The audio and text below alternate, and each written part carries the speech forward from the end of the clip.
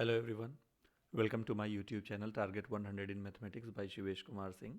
And today we are going to discuss a very important topic in mathematics which needs a lot of practice as well as concepts also. Yes, I am talking about the integration. Okay, so चलिए शुरू करते हैं ये topic. तो इसको मैंने कई parts में डिवाइड कर रखा है because this topic is little lengthy. Okay, and little confusing also. So इसके वेरियस पार्ट्स जो हैं उनको पूरा ध्यान से आप देखेंगे और होपफुली ये वीडियो आपको अच्छा लगेगा और आपके लिए थोड़ा सा लर्निंग भी होगा. Basically you have studied about differentiation. I am sure you know maximum of the things about differentiation. So what is the basic meaning of differentiation? I'm not talking about the mathematical definition. I'm just talking about the general meaning. So differentiation means to divide a bigger function or bigger object into smaller objects. ठीक है. उसी तरह से integration का क्या मतलब होता है?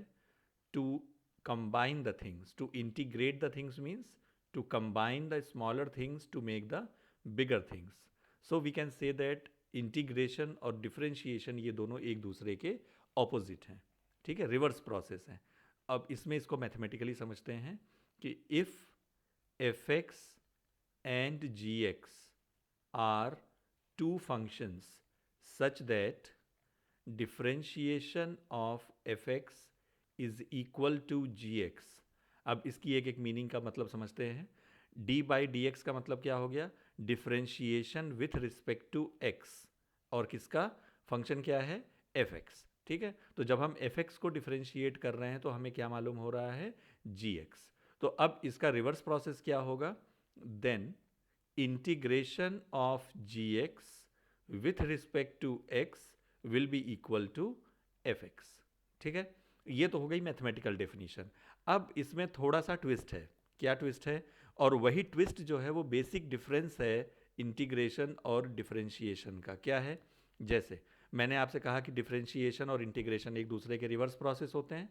तो अगर मैंने आपसे कहा कि डेरिवेटिव ऑफ साइन एक्स, ये क्या होता है? Derivative of sine X cos X. ठीक है, तो इसका मतलब ये हो गया कि integration of cos X with respect to X क्या होना चाहिए? साइन एक्स होना चाहिए. ठीक है, इसी तरह से अगर मैंने एक एग्जांपल ले लिया, derivative of sine x plus 10, ये क्या होता है? क्या होना चाहिए?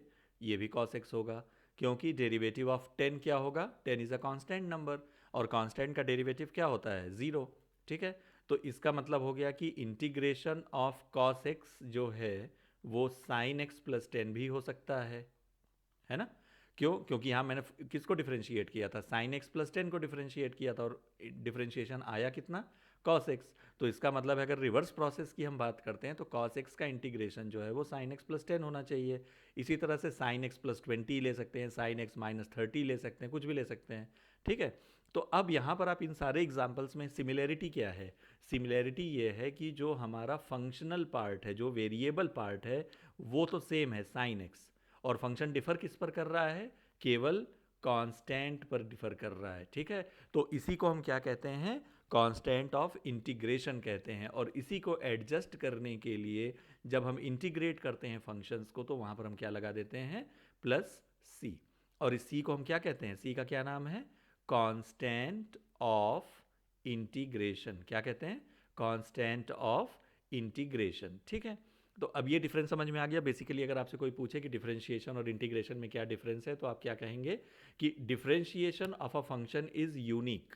अगर हम साइन एक्स को डिफरेंशिएट करेंगे तो will get only cos x. But if you are going to integrate cos x then you will not get only sin x, you can get sin x और sin x plus 10 या sin x plus 20, कुछ भी आ सकता है. ठीक है, लेकिन उसमें वेरिएबल पार्ट जो है वो सेम होगा हर एक आंसर में, केवल कांस्टेंट पार्ट पर डिफरेंस होगा. तो इसलिए इसको हम कांस्टेंट ऑफ इंटीग्रेशन कहते हैं. ठीक है, तो आपको प्रैक्टिस की चीज़ की करनी है कि जब भी आपने किसी फंक्शन को इंटीग्रेट किया तो इंटीग्रेट करने के बाद आपको प्लस सी उसमें लगा देना है. ठीक है, ये ध्यान रखना है. तो ये तो हुआ बेसिक डिफरेंस डिफरेंशिएशन और इंटीग्रेशन का. तो अब इसमें क्वेश्चन ये आता है कि भाई जब अगर हमारा डिफरेंशिएशन हमने कर लिया प्रैक्टिस बहुत अच्छे से, हम we are feeling confident also, और जब इंटीग्रेशन उसका रिवर्स प्रोसेस है तो हमें प्रॉब्लम क्यों होती है फिर? Why integration is consider to be little tough topic than differentiation? उसका एक सीधा सीधा रीज़न ये है कि हम डिफरेंशिएशन तो देखिए किसी भी फंक्शन का कर सकते हैं। अगर हमें बहुत ज़्यादा होगा तो उसका एक पर्टिकुलर रूल नहीं मालूम होगा, तो क्या करेंगे, जैसे मान लीजिए कि हमने क्वेश्चन दे दिया आपको sine X to the power 100, ठीक है।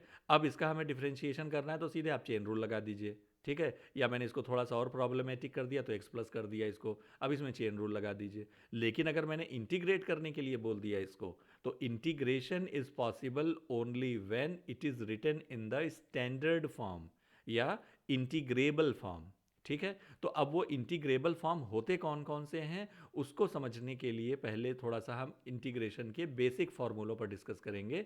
देखते हैं कि कौन कौन से इंटीग्रेशन के हमारे बेसिक फार्मूले हैं। अब इसमें देखिए करना क्या है, याद कैसे होगा ये आपको, कि अगर किसी भी फंक्शन को हमने इंटीग्रेट किया, जैसे मान लीजिए X to the power N को मैंने लिखा, इसका integration X to the power N plus one upon N plus one, और आपको इस फॉर्मूले की वैलिडिटी चेक करनी है। तो आप क्या करेंगे, वैलिडिटी का मतलब ये सही भी लिखा मैंने या गलत लिखा है, भाई I am not a machine, ठीक है, तो हो सकता है मेरे से भी गलती हो जाए। तो आप इसको चेक कैसे करोगे, राइट हैंड साइड जो भी मैंने आंसर लिखा है यहाँ पर, इसको आप डिफरेंशिएट कर दीजिए, और डिफरेंशिएट करने के बाद अगर ये आपको लेफ्ट हैंड साइड वाला फंक्शन मिल जा रहा है तो इसका मतलब वो फॉर्मूला सही है, ठीक है। अच्छा, तो मैंने क्या लिखा, integration of x to the power n is equal to x to the power N plus one over n plus one. अब इसमें अगर एक मैं मैथमेटिकल कंडीशन की बात करूं कि एक कंडीशन यहां पर होनी चाहिए, तो वो कंडीशन क्या आप समझ पाएंगे कि क्या होनी चाहिए, ठीक है। कंडीशन का मतलब ऐसी कोई n की वैल्यू जिसके लिए फंक्शन अनडिफाइंड हो जाए। यस, डिड यू से -1? Yes, absolutely correct. Okay, see, if we put n is equal to -1, then this function right hand side will be undefined. Why? Denominator cannot be 0. So what is the condition here? That n cannot equal to -1. Okay, तो ये एक formula हो गया, n is a real number but it cannot be equal to -1. Okay, और क्या फॉर्मूले हो सकते हैं, e to the power x का derivative, e to the power x, देखिए मैं प्लस सी नहीं लिख रहा हूँ कई बार, ठीक है, वो प्लस सी आप अपना प्रैक्टिस करिएगा तो उसमें लिख लीजिएगा। e to the power x का integration e to the power x same रहता है, जैसे डेरिवेटिव सेम होता है तो वैसे इंटीग्रेशन भी सेम होगा, इसमें कोई चेंज नहीं आएगा। a to the power x का इंटीग्रेशन क्या होगा, a to the power x upon log a to the power x upon log a, ठीक है। तो अब इसमें ये तो हो गया आपका इंटीग्रेशन। अब इसके बाद अगला फंक्शन क्या हम देखेंगे यहां से, इंटीग्रेशन ऑफ साइन एक्स, ठीक है। अब साइन एक्स का इंटीग्रेशन क्या होना चाहिए, ओके, सो साइन एक्स का इंटीग्रेशन क्या होना चाहिए, माइनस कॉस एक्स। क्यों, जब हम कॉस एक्स को डिफरेंशिएट करते हैं तो माइनस साइन एक्स आता है, तो जाहिर सी बात है जब हम माइनस कॉस एक्स को डिफरेंशिएट करेंगे तो प्लस साइन एक्स आ जाएगा, ठीक है। इसी तरह से इंटीग्रेशन ऑफ कॉस एक्स क्या होना चाहिए, साइन एक्स। इनमें थोड़ा सा आपको ध्यान रखना पड़ेगा क्योंकि स्टूडेंट्स कभी कभी जल्दबाजी में गलत कर देते हैं इसको। साइन एक्स का डेरिवेटिव होता है कॉस एक्स और इंटीग्रेशन होता है माइनस कॉस एक्स, तो कभी कभी ये थोड़ा सा स्विच हो जाता है तो गलती हो जाती है, ठीक है, ध्यान रखेंगे इसका। टेन एक्स का इंटीग्रेशन क्या होता है, लॉग ऑफ सेक एक्स, ठीक है। अब देखिए ये इसमें जो ये कुछ फॉर्मूले हैं ये बेसिक नहीं है, लेकिन मैं चाहता हूं कि सारे फॉर्मूले एक साथ आपके पास नोट्स में बन जाएं जिससे आपको क्वेश्चंस करने में आसानी हो जाए, ठीक है। अब इसमें देखिए मैंने लॉग के साथ में ये मॉड्यूलस फंक्शन लगा दिया है, तो अब इसको आपने 11th में पढ़ रखा होगा एक्सपोनेंशियल एंड लॉगरिथमिक सीरीज में कि log can not be defined with the negative numbers, तो इस वजह से लॉग का आप जो भी आंसर लिखेंगे उसमें आपको मॉड्यूलस लगाना कंपलसरी है, provided you are sure that the expression with this is positive, ठीक है। तो आप उस सब चक्कर में नहीं पड़िए, केवल आप मॉड्यूलस लगाने की प्रैक्टिस कर लीजिए, लॉग जहां भी दिखे आपको वहीं मॉड्यूलस लगा दीजिए, ठीक है। ओके, इसके बाद आता है cot x, integration of cot x d x, ये क्या होगा, log of sine x, log of क्या होगा, साइन एक्स, ठीक है। इसके बाद बात करते हैं कुछ और भी फॉर्मूले हैं अभी, जैसे integration of sex square x, sex square x का इंटीग्रेशन क्या होगा, टेन एक्स। क्यों, क्योंकि टेन एक्स का इंटीग्रेशन होता है सेक्स स्क्वायर एक्स। इसी तरह से integration of cos x square x क्या होगा, माइनस कॉट एक्स, क्योंकि कॉट एक्स का डिफरेंशिएशन होता है minus cos x square x, ठीक है। इसी तरह से और क्या बनेगा, इंटीग्रेशन ऑफ सेक एक्स, ये हो जाएगा आपका log of sec x plus 10x, ठीक है, ये मॉड्यूलस है। इसी तरह से इंटीग्रेशन ऑफ कॉसेक एक्स आपका हो जाएगा log of cosec x minus cot x, ठीक है। ये तो हो गया कुछ हमारे ट्रिग्नोमेट्रिक फंक्शन के इंटीग्रेशन। इसी तरह से अगर हमें मान लीजिए इंटीग्रेट करना हो 1/1 प्लस एक्स स्क्वायर को, 1/1 प्लस एक्स स्क्वायर किसका डिफरेंशिएशन होता है, tan इनवर्स एक्स का, तो इसका इंटीग्रेशन भी यही होगा, ठीक है। इसी तरह से 1/√1 माइनस एक्स स्क्वायर किसका डिफरेंशिएशन होता है, साइन इनवर्स एक्स का, ठीक है। इसी तरह से अगर आपने इंटीग्रेट करना है x√x² -1, तो इसका इंटीग्रेशन क्या होगा, सेक इनवर्स एक्स हो जाएगा, ठीक है। बाकी दोनों नहीं लिख रहा हूँ, बाकी तीनों cot inverse x, cos inverse x और कॉसेक इनवर्स एक्स, क्योंकि वो जस्ट निगेटिव होते हैं, तो कभी ऐसी ज़रूरत होगी तो उसको हम देख लेंगे फिर, ठीक है। अच्छा, एक कांस्टेंट का इंटीग्रेशन भी देखते हैं क्या होना चाहिए। जैसे कांस्टेंट का डेरिवेटिव क्या होता है, 0, तो इसी तरह से कांस्टेंट का इंटीग्रेशन क्या होना चाहिए, इंटीग्रेशन ऑफ के डी एक्स, ये क्या होना चाहिए, डिड यू से 0, नो, इट विल बी के एक्स वेयर के इज़ अ रियल नंबर, ठीक है। ये मैंने इसलिए ऐसा लिख दिया, इसमें आपको देखिए टेंशन नहीं लेना है कि इधर उधर टेढ़ा मेढ़ा लिखा हुआ है। एक शायद मैंने एक पेज लगा रखा है आपके लिए, उसमें आपको पूरा एक साथ सारा फॉर्मूला एक पेज में आ जाएगा, तो आप उसका स्क्रीनशॉट भी ले सकते हैं, ठीक है, उसको सेव कर लीजिएगा। तो ये है बेसिक फार्मूले इंटीग्रेशन के। हमें जो भी क्वेश्चंस दे रखे होंगे, we'll have to convert those expressions, those functions into the standard form to integrate them, ठीक है। ऐसा नहीं है कि डिफरेंशिएशन जैसा कहीं भी इंटीग्रेट कर दिया, इसमें चेन रूल नहीं होता, ये ध्यान रखिएगा, ठीक है। इसमें बहुत सारे पार्ट्स होते हैं, तो उनको हम धीरे धीरे डिस्कस करेंगे। But first we are going to discuss integration by simplification, और उससे पहले हम लोग देखेंगे कुछ प्रॉपर्टीज़ के बारे में कि इंटीग्रेशन की प्रॉपर्टीज़ क्या होती हैं, ठीक है। Properties of integration. अब प्रॉपर्टीज़ क्या क्या होती हैं, जैसे डिफरेंशिएशन में आपने पढ़ा था, वैसे ही प्रॉपर्टीज़ इंटीग्रेशन की भी होती हैं। क्या, for f x and ji x, साथ में कोशिश करूंगा मैं वो एग्जाम्पल भी लिखने की, ठीक है, जिससे आपको समझ में आ जाए।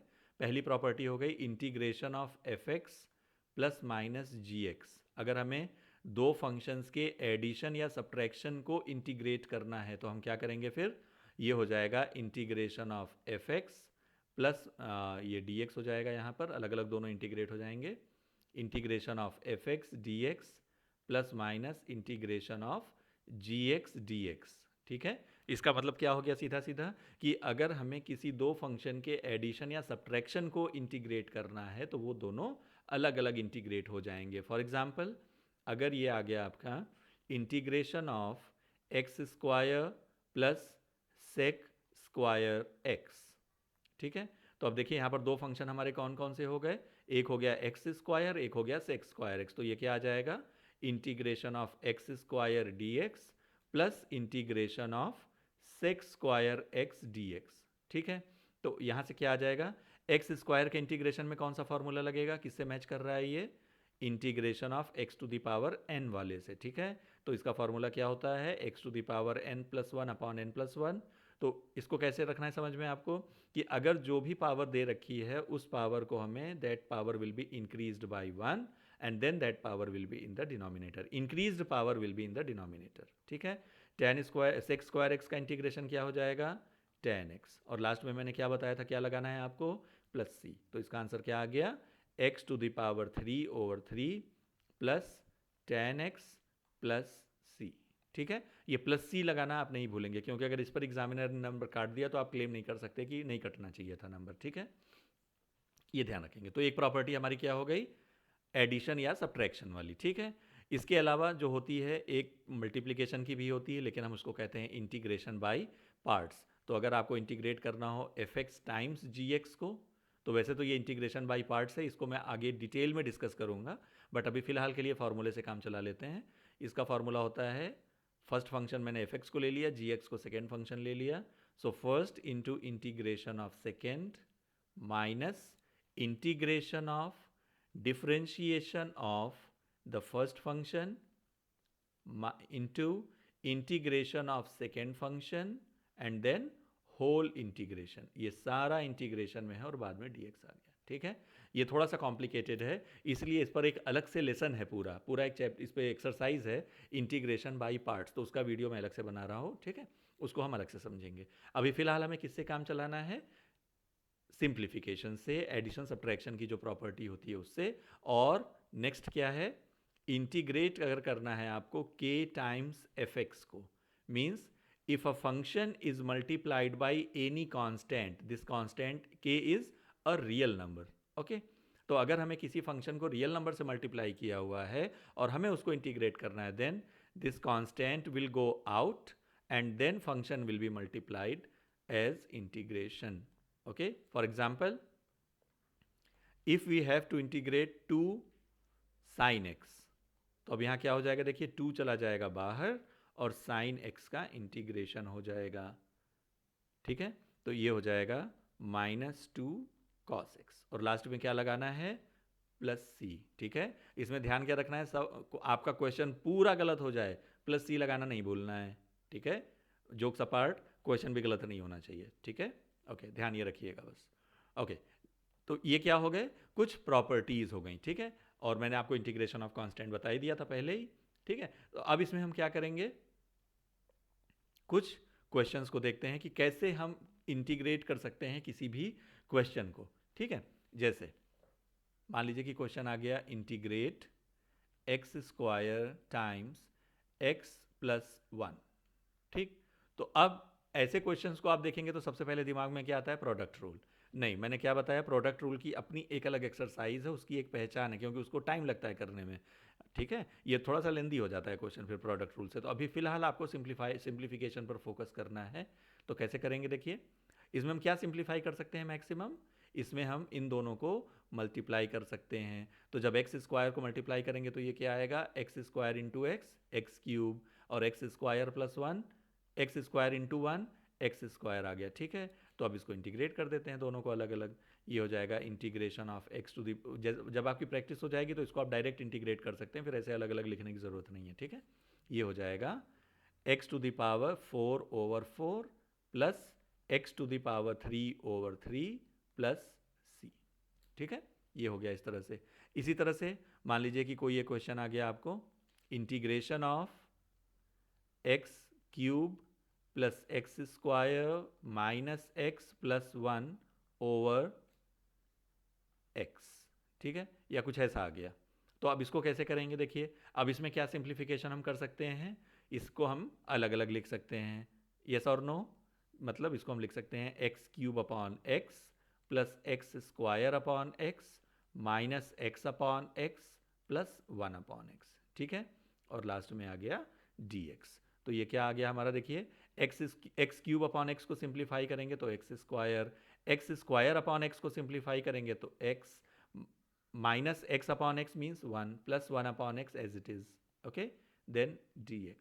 अब इसको इंटीग्रेट कर देते हैं, ठीक है, मैं डायरेक्ट कर रहा हूँ इसको, एक्स क्यूब का इंटीग्रेशन, एक्स स्क्वायर का integration X cube by 3, X का integration X square by 2 minus 1 का इंटीग्रेशन, देखिए 1 एक कांस्टेंट नंबर है तो 1 का इंटीग्रेशन क्या होगा, 1 into x means x, plus 1/x का इंटीग्रेशन क्या होगा, log x। क्यों, जब हम log x को डिफ्रेंशिएट करते हैं तो क्या आता है, 1/x आता है, ठीक है। और लास्ट में वही जाना पहचाना प्लस c, ठीक है।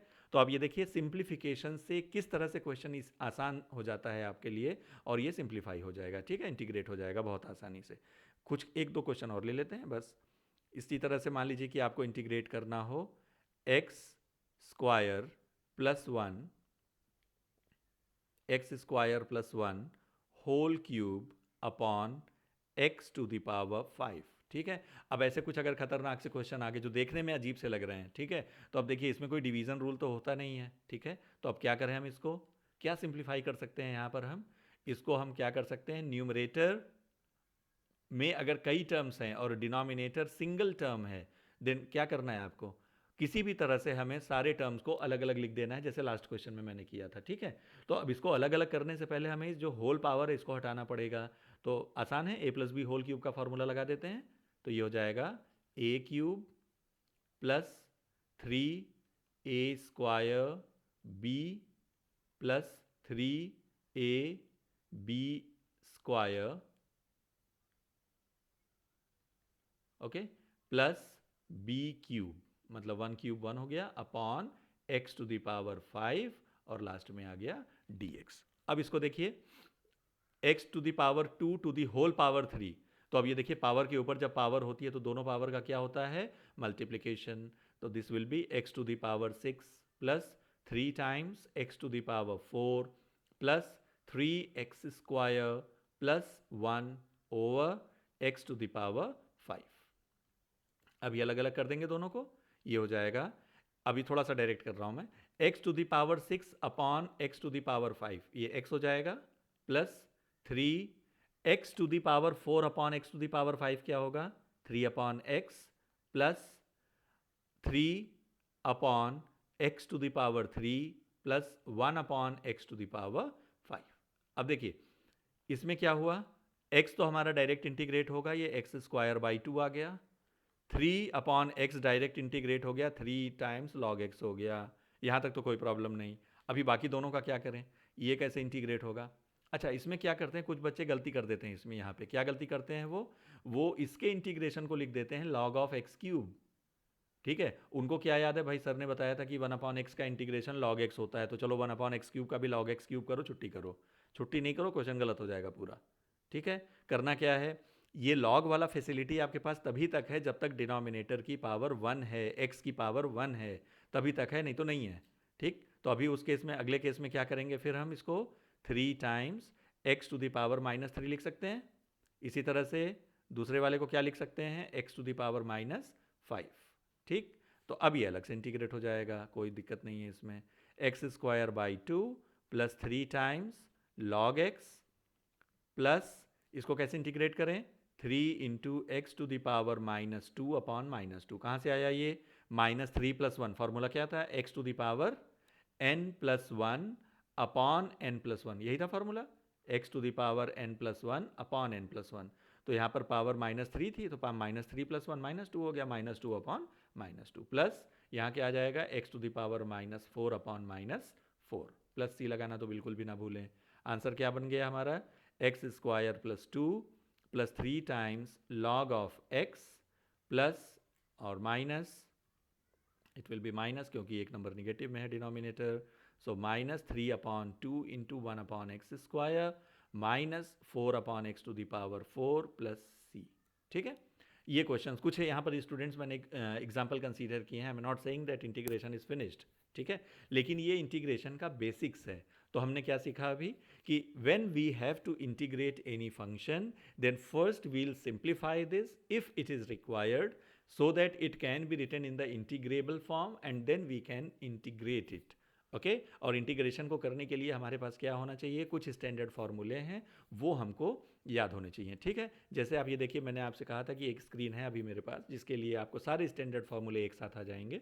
ठीक है, तो आप इसका स्क्रीनशॉट ले सकते हैं और इनको याद रखिए। जितने ज़्यादा फार्मूले आपको इंटीग्रेशन के याद होंगे उतना अच्छा है आपके लिए। ठीक है, एग्जाम में आपका टाइम बचेगा और उस टाइम को आप किसी दूसरे क्वेश्चन को सॉल्व करने में लगा सकते हैं। ठीक है, आई एम श्योर ये वीडियो आपको थोड़ा सा अच्छा लगा होगा, और अगर आपको लगता है कि आपकी नॉलेज गेन होगी, आगे और भी वीडियोस कवर होंगे इसमें इंटीग्रेशन के लिए। ठीक है, आप अपने फ्रेंड्स के साथ में भी इसको शेयर करें, सब्सक्राइब करें चैनल को, और नोटिफिकेशन वाला जो बेल है उसको प्रेस कर दें, जिससे कि कोई भी वीडियो मैं अपलोड करता हूँ तो आपको नोटिफिकेशन आ जाएगा उसका। ठीक है, थैंक यू।